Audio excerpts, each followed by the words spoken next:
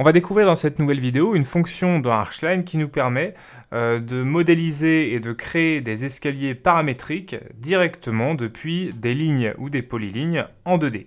Donc on a en amont ici importé un fichier DWG sur lequel figurent des lignes et des polylignes qui symbolisent ici un escalier en courbe. Donc on va utiliser ce fond de plan pour pouvoir modéliser un escalier paramétrique dans Archline.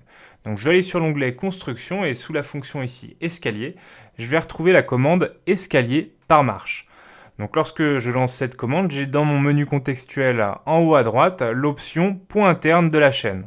Donc lorsque je lance cette option, je vais devoir sélectionner dans un premier temps la première marche de mon escalier. Donc lorsque je sélectionne la première marche, automatiquement Archline sélectionne les contours fermés et délimite la marche avec la polyligne du fond de plan. Je vais devoir déterminer ici la hauteur de la première marche. Une fois que j'ai déterminé la hauteur de la marche, je vais pouvoir cliquer sur OK pour valider. Et je vais maintenant devoir cliquer sur toutes les marches une par une jusqu'à arriver au palier de cet escalier.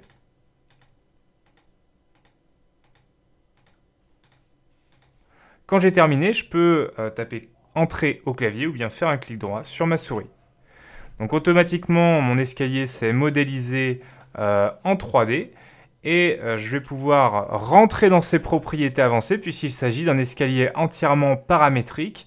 Je vais pouvoir par exemple modifier la hauteur de toutes les marches. On voit ici que chaque marche fait finalement la hauteur que j'avais déterminée sur la première marche. Donc je peux remodifier toutes ces valeurs une par une directement ici.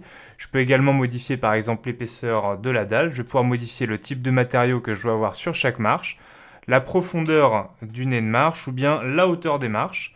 Je peux également venir à rajouter des éléments sur cet escalier comme des garde-corps à gauche ou bien à droite. Donc quand j'ai fait toutes mes modifications, je vais pouvoir cliquer sur OK pour valider.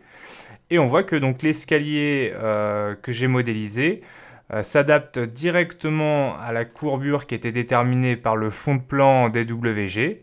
Et je vais pouvoir à tout moment retourner dans ses propriétés avancées pour pouvoir modifier les différents paramètres de cet escalier, puisqu'il s'agit d'un véritable escalier paramétrique.